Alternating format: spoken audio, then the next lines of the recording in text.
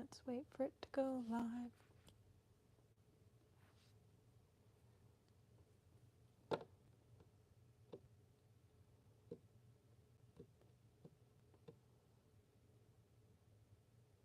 Are we live? There's no picture in studio. So at some point it's going to buffer. And then we'll actually be live.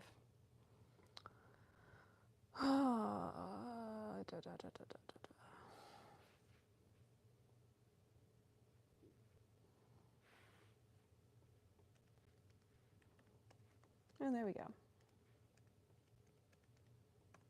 Happy Saturday. It's been an odd week. My brain has I accidentally ticked off the brain injury, we're not sure how. And so there was no edited Saturday video this week because I was quite ill all week. So instead, Julia of, I can't remember what her channel is actually called.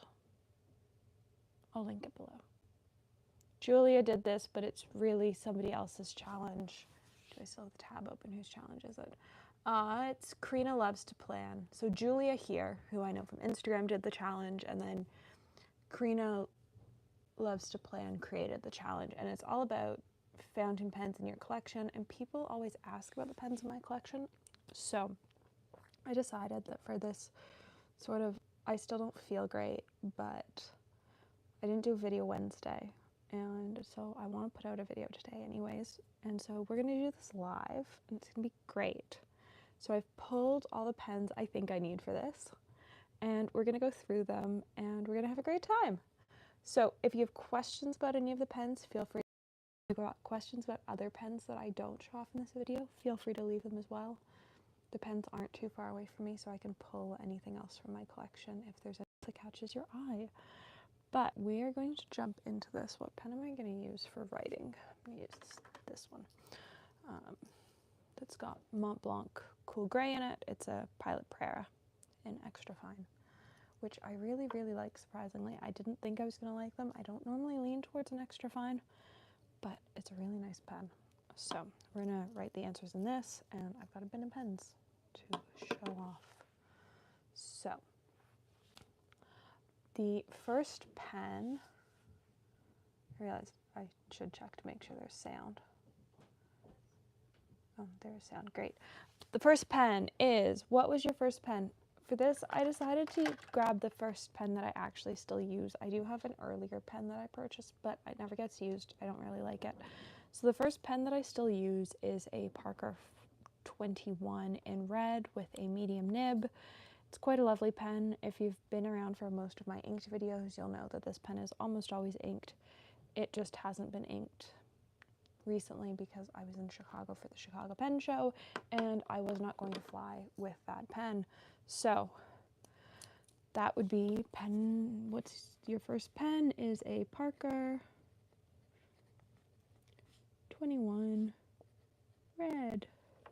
Most recent pen. So the most recent pen I have is actually being cleaned because I had it inked in Chicago. But the next sort of most recent pen, never mind, that's not it, this is it, is the TWSBI Eco in Dark Sapphire, which was my second to last purchase at the Chicago Pen Show. It's a great pen. I love it.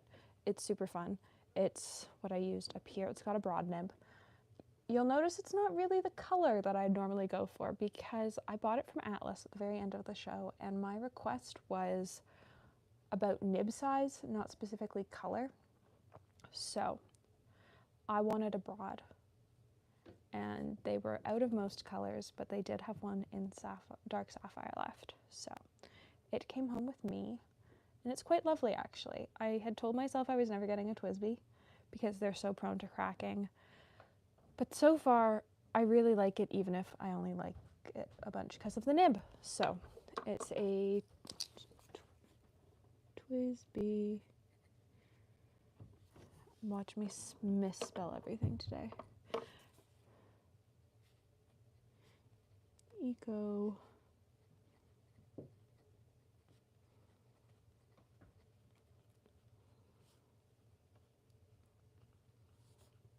Oh, this is a medium.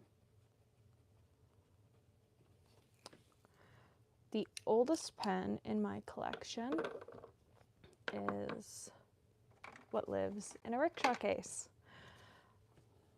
And it is a Waterman 555 in the celluloid. I think this is the gray streak version. It's missing its clip. I love it anyways. It's got the gold flex nib that lots of their vintage pens had. It's the ideal, I believe it's the ideal, what's the ideal 14 karat nib. I love it. Again, if you've been around for inked videos, you'll know that this gets inked as well. This also gets inked with Mont Blanc Cool Gray. I just have it uninked again because I went to Chicago and I wasn't going to be using it, so I cleaned it. But it's a great pen and I actually love getting to use it. And it is in my rotation of pens.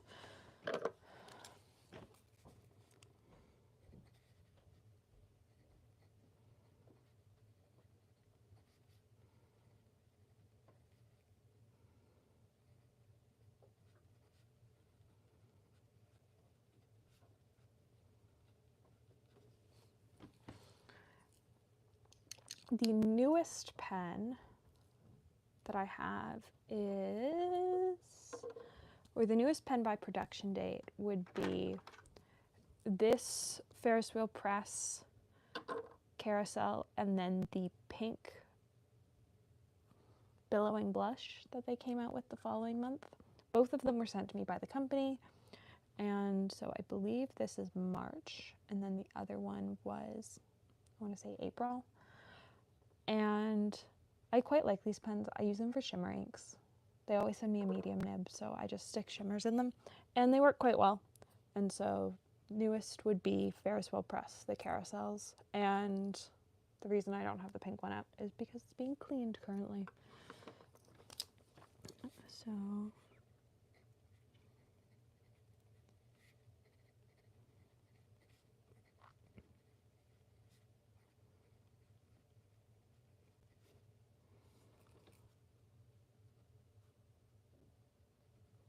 billowing blush.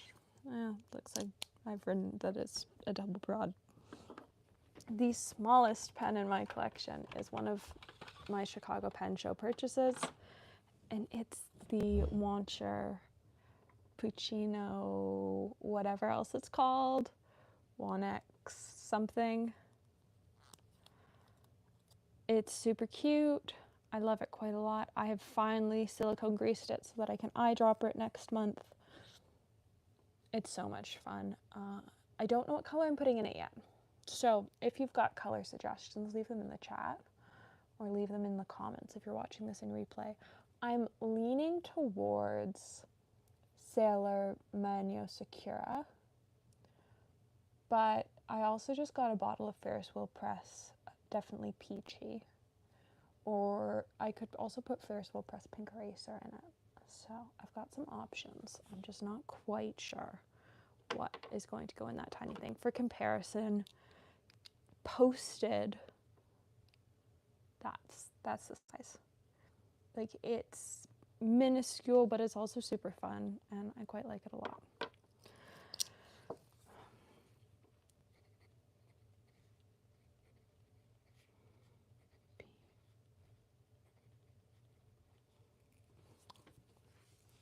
The largest pen I have, I believe, is, put them side by side. It's the TWSBI again. It is slightly larger than the Waterman, and I don't have anything bigger than it. I tend to stick to quite small pens. I just like how they feel in my hand. And so, yeah. So, TWSBI once again comes in. The TWSBI is going to come in a couple times. You're going to discover that the TWSBI was an adventure.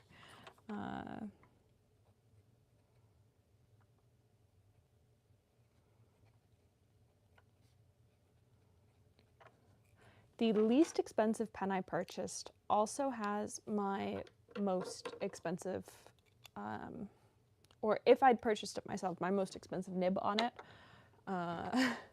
but I did not purchase it. It was gifted to me by somebody when they decided that they were just going to get an architect ground onto one of their pens.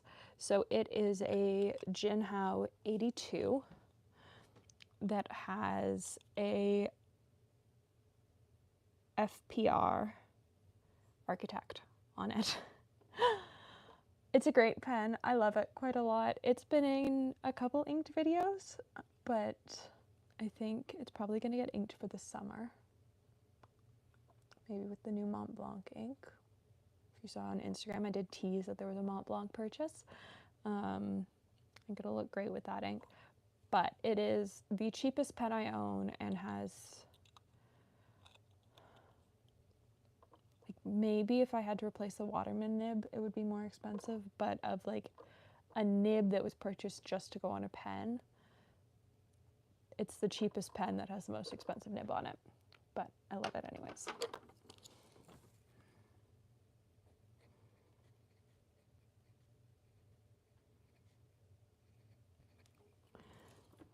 The most expensive pen I own was not a purchase. It was my grandfather's, and I have inherited it.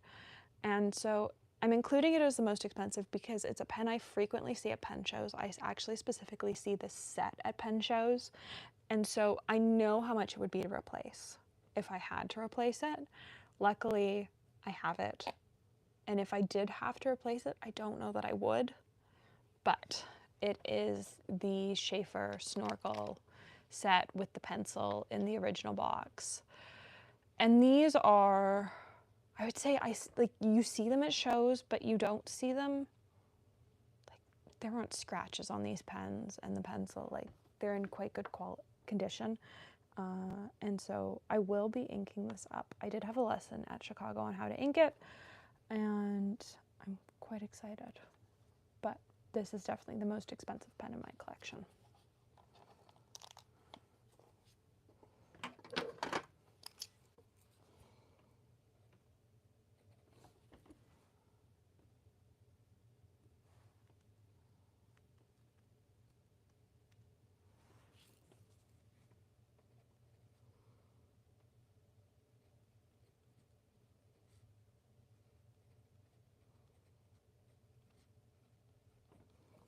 My most spontaneous purchase, again, is the TWSBI Eco, because I was not going to get one. For months and months and months, I went, no, like, all I see on Reddit and Instagram is people complaining that theirs have cracked. I'm not going to get one. And then when I was at Chicago, I kept trying out other people's, and I really liked their broad nibs. And so after I finished my interview at Atlas on the Sunday, I ended up asking what they had left in broad nibs. And it just so happened that they had a couple broad nibs left, and I ended up picking one up. But that would definitely be my most spontaneous purchase because I really didn't think about it much. It just sort of happened. And honestly, I quite like the pen. I haven't, like, had to re-ink it yet, and I haven't cleaned it after having it inked, which is going to be, I think, interesting. It got the ink from the mixing my own purple in it right now, which is quite a pretty purple. I'm quite enjoying that purple, but at some point I'm going to run out of ink and I'm going to have to clean it, and that will be really the test of how I feel about the TWSBI.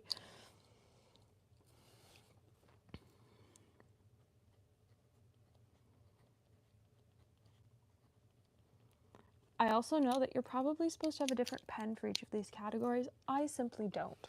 There's so much overlap in my pens for each category that it just, like, doesn't really matter to me. So, yeah. My most thoughtful purchase. Oh. This little dude. This was definitely my most thoughtful purchase. Mostly because of the fact that I will never everyday carry Grandpa's pen. But I can everyday carry a pen in his school colors that makes me think of him whenever I use it. And it just so happened that the day he died is the day Amazon ran a flash sale on it, and so it's one of my favorite purchases because every time I get to use it, I get to think about him, and it's got one of the bronze clips on it so that patinas, and it's just really quite lovely.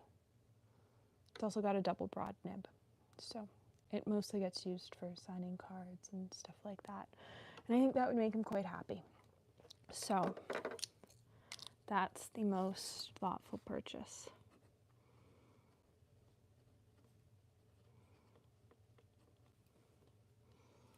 What color is this? Is that Bordeaux?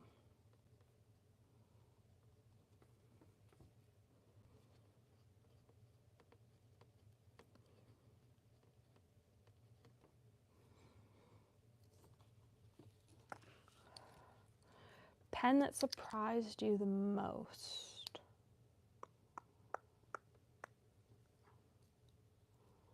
I'm gonna go with this. I got the Prera because people kept saying amazing things about Pilot. I got it in an extra fine because that was the only size I could find the nib in. And I have to say, it does often surprise me. It's such a smooth writer. It's a great pen. It's quite easy to re-ink. It always gets inked with the same color, so I never really do a full cleaning of it unless it's hard like not writing properly. But for the most part, like it's a solid pen. They're expensive at pen stores, but they do tend to go on sale on various sites, and it's just like a solid pen, and it's one that I have no issues with throwing in my bag.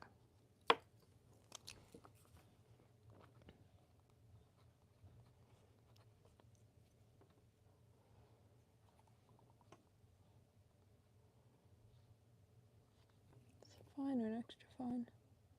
It's a fine. Most disappointing pen. So this pen is only disappointing because of the nib. It is something that I got myself for my birthday last year. It's another Jinhao 82, but it has their Fude bent nib on it, and I thought I was going to really like it, and I do in very specific cases. But whenever I put it in an inked video, within like 3 or 4 days of having it inked, I'm tired of the fact that I fully inked it. And so I much prefer to just use it as a dip pen. So it's disappointing because I don't actually like it when I've got it set up as a fountain pen, but I do like it as a dip pen. I just find the nib frustrating to write with for long periods of time.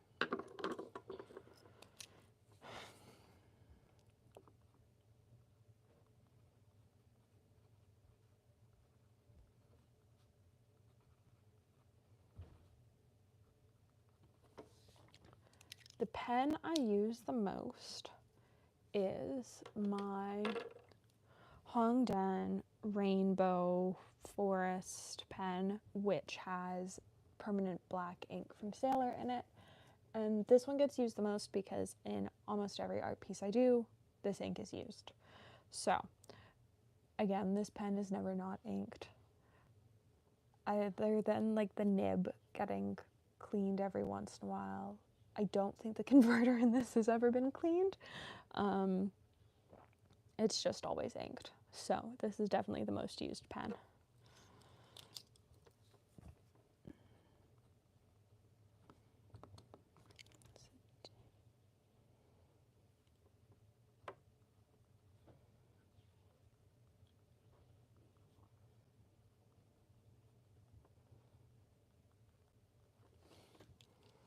The pen I use the least is a pen that still hasn't been inked. It's been dipped, but I still haven't inked it fully. And it is the brush pen from Ferris Press from last year. It's Blue Legacy. It's a stunning pen. I love it quite a lot. I like the nib on it. It's a solid pen. My issue is right now it's spotless, and at some point it's going to get a scratch on it. And once it has a scratch, I will be fine. But until then, I am afraid of scratching it. So for now, it just gets tucked away. And then it is, so Ferris wheel press, the brush. The brand I have the most of is actually Ferris wheel press, because they send a plastic carousel pen about every other month when they release a new color of them. But the brand that I have the most of that I've purchased myself, which is how I've chosen to take this question, are Kaweco Sports. I love them. They're a solid pen. I've got them in a bunch of different nib sizes. I've got everything from extra fine to the giant chunky highlighter chisel nib. They're great. I love them. These three live in my purse. The rest just get like inked whenever I feel like it. The highlighter one's always inked, but I love Kaweco Sports. They're a great pen, and I definitely have the most of them that I've spent my own money on, whereas Ferris wheel press, I have the most of their pens, but I don't know that I can include the carousels on that because they have sent them all to me.